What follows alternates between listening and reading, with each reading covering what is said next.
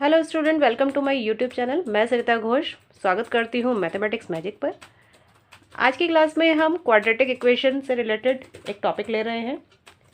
यहाँ पर हम एक क्वाड्रेटिक इक्वेशन जो ax² plus bx plus c equals to 0 form में अगर कोई इक्वेशन आपको मिलती है तो वो क्वाड्रेटिक इक्वेशन कहलाती है। क्वाड्रेटिक इक्वेशन एक ऐसी इक्वेशन होती है जिसमें जो उसकी हाईएस्ट पावर होती है डिग्री वो कितनी होगी, 2 होती है। अगर आपको कोई ऐसी इक्वेशन दी जा रही है और उसमें आपसे पूछा जा रहा है कि इस इक्वेशन के रूट्स जो होंगे उसका नेचर क्या है, ये बताना है, तो उसके लिए आपको कैसे करना है, बहुत इंपॉर्टेंट टॉपिक है ये क्लास 10th के लिए। इन क्वेश्चंस को सॉल्व करने के लिए आपको सबसे पहले डिस्क्रिमिनेंट फाइंड करना पड़ता है और डिस्क्रिमिनेंट निकालने का फॉर्मूला होता है b² माइनस 4ac, जहाँ पर a, b और c क्या है, x² का कोएफिशिएंट a होगा, x का कोएफिशिएंट b और जो कांस्टेंट टर्म होगी वो c होती है। डिस्क्रिमिनेंट निकालना है तो b² माइनस 4ac फाइंड करने से आप डिस्क्रिमिनेंट को भी फाइंड कर सकते हैं। नेचर ऑफ द रूट कैसे बताया जाएगा, अगर आप b² माइनस 4ac फाइंड कर लेते हैं और वो वैल्यू आपकी जो है वो 0 से बड़ी आ जाए तो उसके कैसे रूट्स होते हैं, उसके 2 डिस्टिंक्ट रूट्स होते हैं, यानी 2 अलग अलग रूट होते हैं और वो भी रियल होते हैं। आपको क्या नेचर देना है उस केस में, b² माइनस 4ac अगर 0 से बड़ा आ जाए, मीन अगर 1 2 3 इसी तरह से बढ़ते हुए नंबर क्रम में आ जाए तो उसके 2 अलग अलग रियल रूट्स होते हैं। दूसरा नेचर क्या बताया जाएगा, अगर b² माइनस 4ac आप फाइंड करते हैं और उसकी वैल्यू 0 आ जाए तो इस केस में इसके 2 इक्वल रूट होते हैं। यहाँ 2 अलग अलग रूट मिलेंगे, यहाँ 2 आपको इक्वल रूट्स मिलते हैं और वो भी रियल ही होते हैं। और अगर हम तीसरा केस ले लें तो उसमें अगर आपको b² माइनस 4ac 0 से 0 बड़ा हो और b² माइनस 4ac जो हो वो 0 से छोटा हो जाए तो उसके कोई भी रियल रूट्स नहीं होते हैं। तो इस तरह से आप नेचर ऑफ द रूट बता सकते हैं। कुछ एग्जाम्पल की हेल्प से मैं आपको ये सॉल्व करना समझाऊंगी। यहाँ मैंने एक इक्वेशन ले ली 2x² minus 4x plus 3 equals to 0। आप देख सकते हैं मैंने यहाँ जो ये इक्वेशन ली है इसमें x की पावर हाईएस्ट डिग्री क्या है, यहाँ पर 2, इसका मतलब ये क्वाड्रेटिक इक्वेशन है।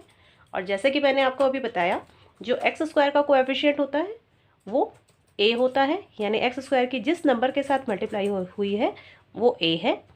तो अगर हम इसकी ax² plus bx plus c से कंपैरिजन करें तो ax² यानी a की जगह पर हमें 2 मिलता है। यहाँ होता है प्लस bx, आपकी जो इक्वेशन है वो क्या है यहाँ पर प्लस bx, तो यानी प्लस b की जगह पर हमें क्या मिलता है यहाँ पर -4। तो x का कोएफिशिएंट -4 जो कि b है और जो कांस्टेंट टर्म है c वो यहाँ पर 3 मिल जाती है। तो सबसे पहले आपको जो भी इक्वेशन दी गई है उसमें से आप x² का कोएफिशिएंट निकाल लेंगे तो वो a होगा, x का कोएफिशिएंट निकाल लेंगे वो b होगा और जो कांस्टेंट टर्म होगी वो c हो जाएगा। अब आप यहाँ पर डिस्क्रिमिनेंट को फाइंड करें, कैसे, b² माइनस 4ac की वैल्यू आपको यहाँ निकालनी है। b² मीन्स -4 का स्क्वायर माइनस 4 इंटू a की वैल्यू प्लेस करें और c की वैल्यू प्लेस कर दें। इसको कैलकुलेट कर लेते हैं तो यहाँ हमारा -8 डिस्क्रिमिनेंट आ गया। तो अब आप यहाँ देख सकते हैं जो b² माइनस 4ac की वैल्यू है वो कितनी है, यहाँ पर -8 है। -8 होने का मतलब ये नंबर 0 से छोटा हो गया। तो आपको क्या लिखना है, b² minus 4ac is less than 0। तो इसलिए इसके अगर नेचर पूछा जाए रूट का क्या होगा, हमसे पहले डिस्क्रिमिनेंट बोला था, ये हमने यहाँ डिस्क्रिमिनेंट निकाला, एक ही आंसर हो जाएगा। और किस तरह का नेचर है तो वो आप क्या बता सकते हैं, b² माइनस 4ac देखिए 0 से छोटा आ गया तो इसके नो रियल रूट्स, यानी इस इक्वेशन का जो नेचर है उसके कोई भी रियल रूट्स आप नहीं निकाल पाएंगे। ये नेचर ऑफ द रूट हो जाता है। एक एग्जांपल मैं यहाँ और ले रही हूँ जिसमें मैंने यहाँ ये क्वाड्रेटिक इक्वेशन लिखी है x square plus 7x minus 6 equals to 0। Find the discriminant and the nature of the root of the given quadratic equation. यहाँ आपको एक और क्वाड्रेटिक इक्वेशन मिल रही है, यहाँ पर भी आपको डिस्क्रिमिनेंट निकालना है और नेचर निकालना है। तो डिस्क्रिमिनेंट निकालने का जो भी मैंने पहले मेथड बताया कि आप एक्स स्क्वायर का कोएफिशिएंट देखेंगे वो ए होगा, और आप देख सकते हैं यहाँ एक्स स्क्वायर के साथ कोई भी नंबर नहीं है। अगर इसके साथ कोई भी डिजिट आपको नहीं मिलती है तो कोएफिशिएंट ऑफ एक्स स्क्वायर क्या होगा, ए जो होगा वो 1 हो जाएगा, यानी एटलीस्ट 1 से इसकी मल्टीप्लाई हो रखी है, तो यानी ए क्या होगा 1 होगा। कब लेंगे आप A1, जब एक्स स्क्वायर के साथ कोई भी नंबर आपको दिखाई ना दे, तो वहाँ उस केस में ए को आपको 1 लेना है। एक्स का कोएफिशिएंट यानी यहाँ पर 7 है, एक्स की 7 से मल्टीप्लाई हो रखी है, तो ये बी जो होगा वो 7 होगा, और जो कांस्टेंट नंबर यानी जिसके साथ कोई भी वेरिएबल कोई एक्स वाई जेड नहीं लगा है, सिर्फ एक नंबर है, वो सी होगा। और सबसे बड़ी ध्यान देने वाली बात आपको यहाँ ये है कि आपको उनके साइन भी साथ के साथ ले लेने होते हैं। आप देख सकते हैं पहला नंबर पॉजिटिव था इसलिए मैंने ए पॉजिटिव रखा है, दूसरा नंबर भी पॉजिटिव था इसको भी मैंने पॉजिटिव रखा है, और तीसरा नंबर नेगेटिव था इसलिए मुझे यहाँ नेगेटिव साइन को लेना पड़ा है। अब हम यहाँ डिस्क्रिमिनेंट को फाइंड करते हैं। डिस्क्रिमिनेंट क्या होता है, डिस्क्रिमिनेंट यानी बी स्क्वायर माइनस 4ac की वैल्यू, उसको हम यहाँ फाइंड करते हैं 7 स्क्वायर माइनस 4 इंटू ए की वैल्यू इंटू सी की वैल्यू। नेगेटिव डिजिट को हमेशा ब्रैकेट में ही रखें।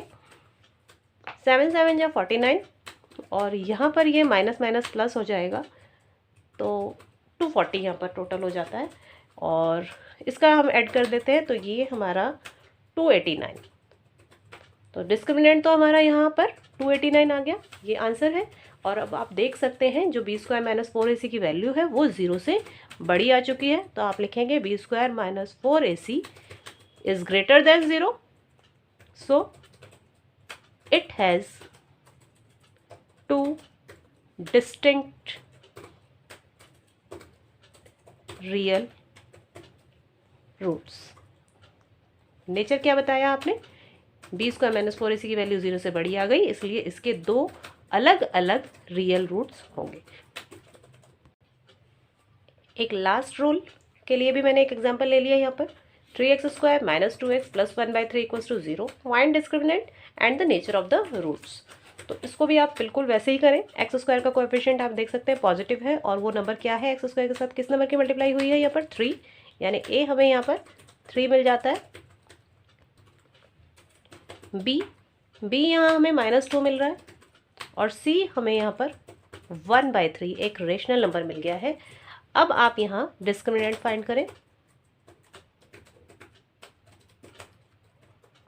B square minus 4ac, b की जगह बी की वैल्यू -2 का स्क्वायर हमने किया यहाँ पर, इंटू 4 इंटू ए की वैल्यू 3 और सी की वैल्यू 1/3। 3 से 3 कैंसिल हो जाएगा, ये हुआ -2 का स्क्वायर करेंगे आप +4 बन जाएगा। यहाँ पर नेगेटिव नंबर का स्क्वायर करेंगे तो पॉजिटिव हो जाता है क्योंकि माइनस माइनस प्लस होगा, और यहाँ पर 4 1 जा 4, और आप देख सकते हैं यहाँ जो डिस्क्रिमिनेंट है वो क्या आ गया 0 आ गया।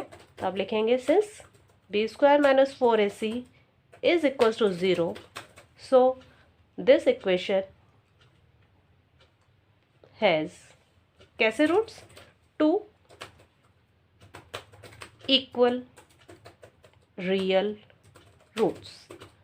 क्योंकि यहाँ पर बी स्क्वायर माइनस 4ac 0 आ गया है, इसलिए इसके 2 बराबर रूट्स होंगे। तो ये नेचर हो गया यहाँ पर, और ये डिस्क्रिमिनेंट, ये दोनों आंसर आपको मिल जाते हैं। तो यहाँ पर हमने तीनों नेचर के बारे में पढ़ लिया कि अगर बी स्क्वायर माइनस 4ac की वैल्यू 0 से बड़ी है तो क्या होगा, बी स्क्वायर माइनस 4ac अगर 0 है तो उसके रूट कैसे होंगे, और बी स्क्वायर माइनस 4ac अगर 0 से छोटा है तो उसके रूट्स कैसे होंगे।